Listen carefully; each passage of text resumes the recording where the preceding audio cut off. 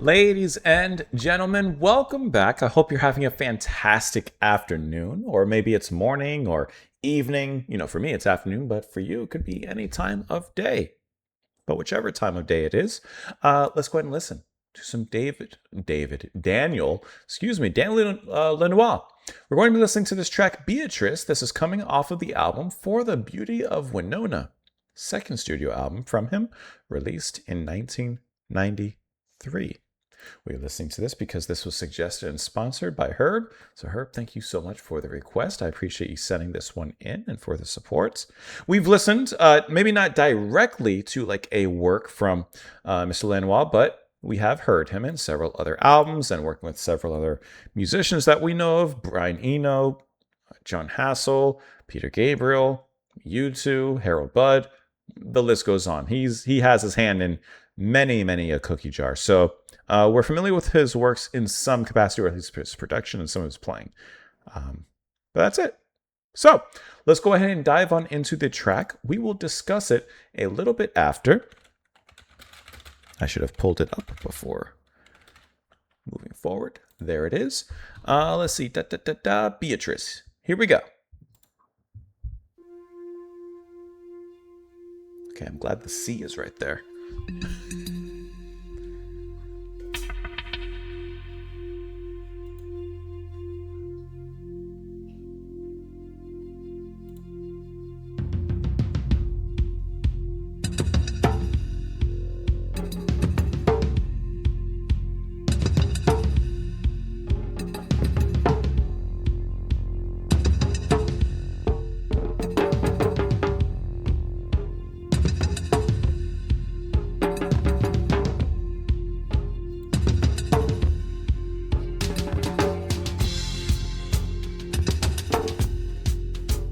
The way the drums started in there.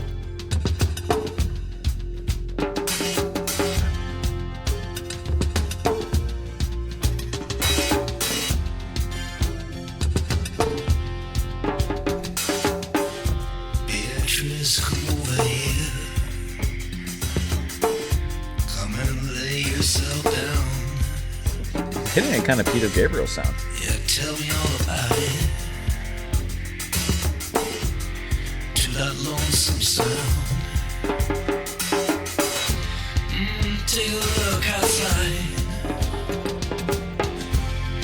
It's all a bit crazy. People are real nervous. Too nervous to talk to a mother's son.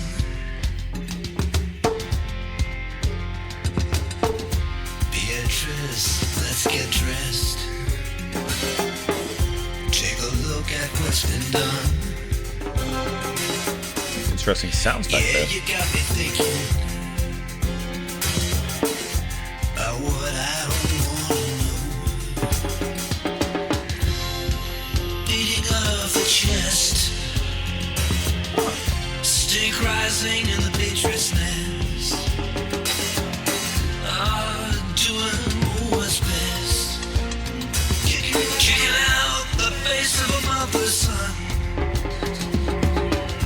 Beatrice, I like your smile. Makes me wanna own you. Okay, just for a while then. Before they stone you. Tell me, how do you speak to God? Tell me, how do you speak to God? When you're down there on the floor, oh, singing the song of a mother's son. Sing it out now. I can even hear Brian Eno's like early albums kind of influence in here. Kind of. Sing it out now.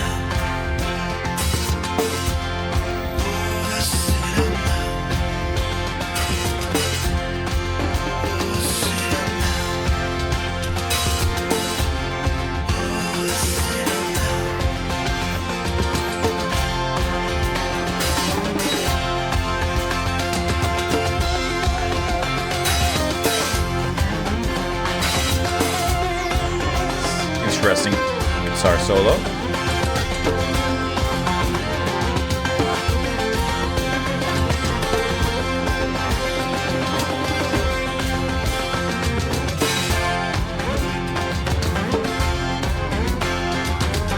Some interesting stuff happening there.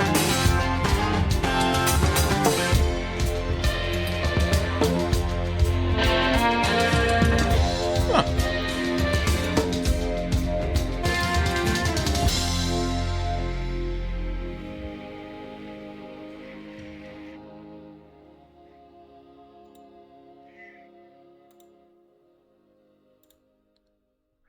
Huh. Okay. You know what's funny, especially knowing the work and different artists and bands that Daniel's performed with. This kind of sounds like a little bit of an amalgamation of some of those artists, but just put into and through Daniel's own creative process. Because the way he sings with that particular raspiness in his voice, and to an extent, some of the aspects of the music itself remind me a lot of Peter Gabriel. I can't help but hear that.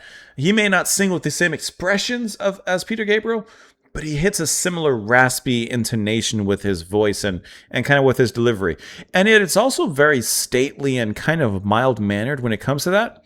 And it kind of reminds me like a little bit of Brian Eno's earlier albums, maybe even his more transitional works, like with, Green World, Before and After Science and such. Like this kind of hits that kind of era because you could call this, I guess, rock music, but this is like an art rock kind of sound.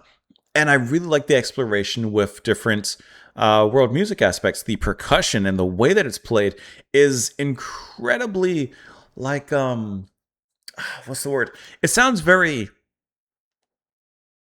realistic in the sense of not just literally the sound of it, but the way that it's being played. It doesn't sound so structured like Daniel told the percussionist or the drummer, who on this album, percussion is going to be handled by Daryl Johnson, actually. It seems like it's going to be handling percussion on this particular track.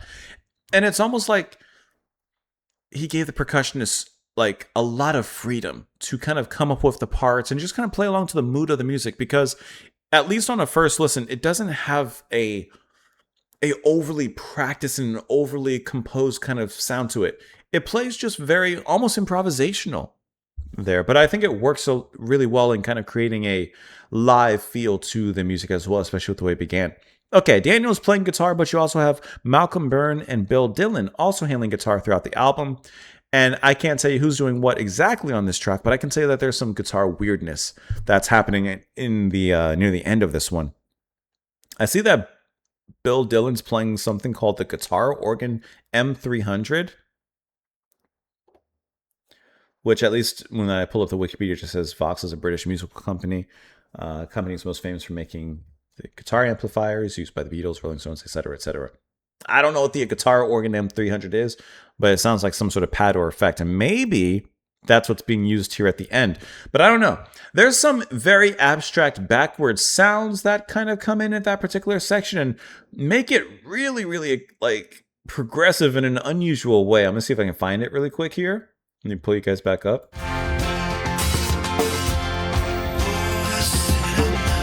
There's a very peculiar sound. This part.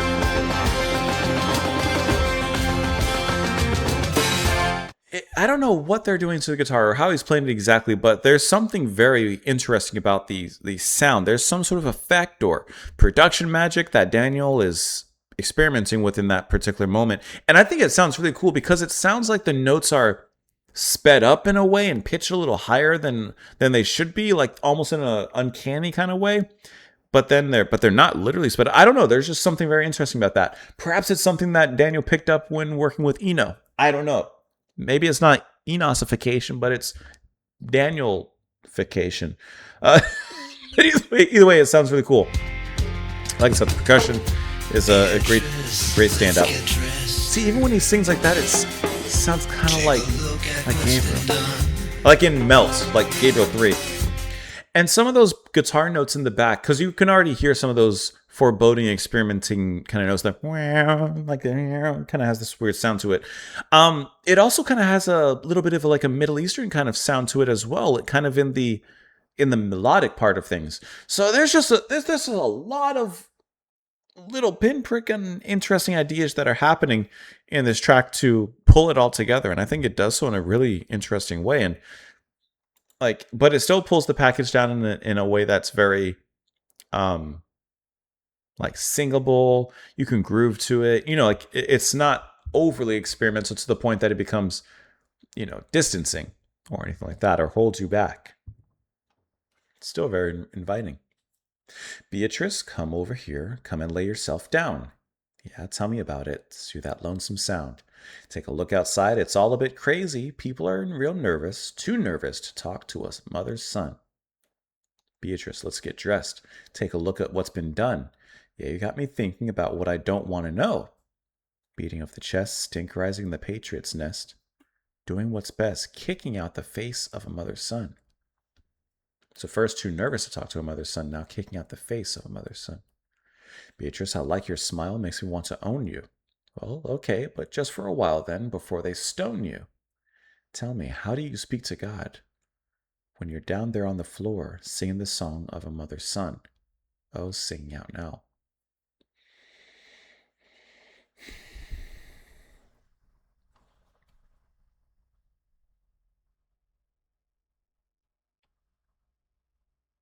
I'm not sure what this song's about. Who's Beatrice?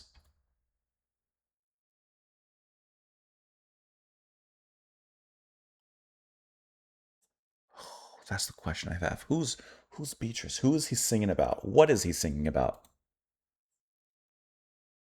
Beatrice, come over here. Beatrice, let's get dressed. Beatrice, I like your smile. Okay, I feel like there's a little bit of Oh my. going on, but I also feel like there's much more to it. Tries to talk to a mother's son. Tell me all about it. Get dressed. What's been done. He's scared to face certain facts. He doesn't want to be told certain things. She's got him thinking about things he doesn't want to know. Says, makes me want to own you, but just for a while then before they stone you. Like she's going to get in some sort of serious trouble. I'm not reading this literally, I'm reading this kind of symbolically. But before they stone you, answer me this. Tell me, how do you speak to God when you're down there on the floor singing the song of a mother's son? Singing out now. I don't know what's going on here. I don't know. It's a cool song though, but I don't know. But I feel like there's something. I just don't know what exactly that something is. Maybe you know what that something is. You can let me know that something down in the comments below. Appreciate you all being here. Herb, thank you so much for sending in the request. That was a cool track to listen to. I don't know what it means, but it was a cool track to listen to. And that's it. Have a fantastic rest of your day, guys. I will see you all later. Bye.